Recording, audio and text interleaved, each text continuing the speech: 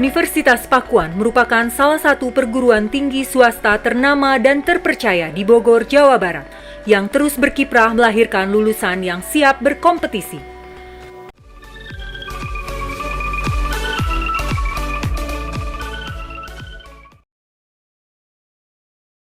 Assalamualaikum warahmatullahi wabarakatuh. Shalom, Om Swastiastu, Namo Buddhaya, salam kebajikan dan salam sejahtera untuk kita semua. Perkenalkan, kami tim debat dari Universitas Pakuan. Saya Aryani Wahyu sebagai pembicara pertama, Sabila Pramesti sebagai pembicara kedua, dan Sarah Putri sebagai pembicara ketiga. Kami akan berdiri pada posisi kontra terhadap mosi perdebatan kali ini, yakni Bawaslu tidak berwenang menangani pelanggaran pemilu pasca penetapan hasil suara secara nasional. Dalam Undang-Undang Dasar 1945 Pasal 22E ayat 1 ditegaskan, pemilihan umum dilaksanakan secara langsung, umum, bebas, dan rahasia. Pemilu yang berintegritas adalah pemilu yang mampu menciptakan keadilan pemilu atau electoral justice, di mana seluruh pihak yang berkaitan dengan pemilu haruslah memperoleh keadilan. Apabila keadilan tersebut berhasil diwujudkan, maka itu adalah kunci keberhasilan integritas pemilu. Konteks mengenai lembaga penyelenggaraan pemilu tidak lepas dari peran Bawaslu sebagaimana Undang-Undang Nomor 7 Tahun 2017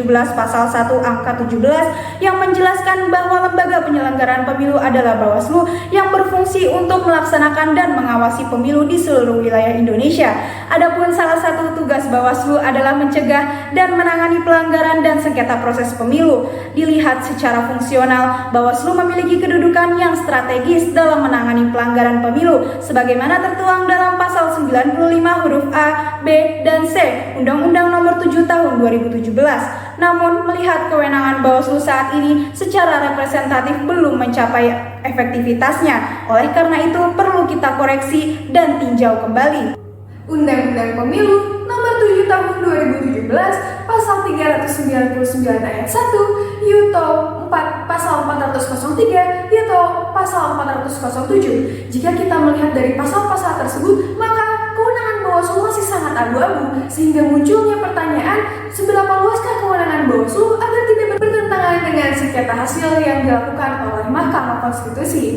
Adapun pelanggaran administrasi yang terjadi pada Bupati Saburajua di NTT, bahwasanya bupati tersebut ternyata berstatus sebagai warga negara asing. Dalam hal ini, MK harus turut andil untuk menjamin kepastian hukumnya. Padahal, marwah kewenangan MK hanya sebatas untuk menyelesaikan perselisihan soal suara pemilu saja. Namun, maka dari itu timbullah adanya disharmonisasi dan juga kosongnya regulasi yang akhirnya menimbulkan pertanyaan, sebenarnya siapa yang lebih berhak untuk menangani kasus tersebut?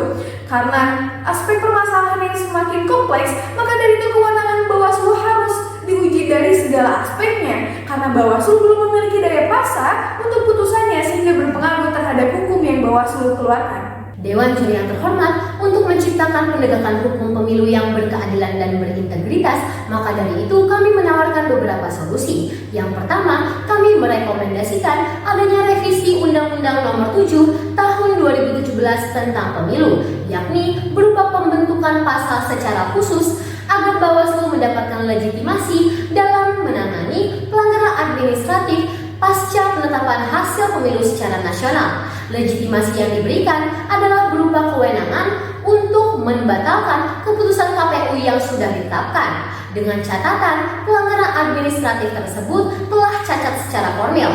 Yang kedua adalah penambahan kewenangan baru berupa upaya paksa bagi Bawaslu yang dapat dituangkan dalam Perbawaslu.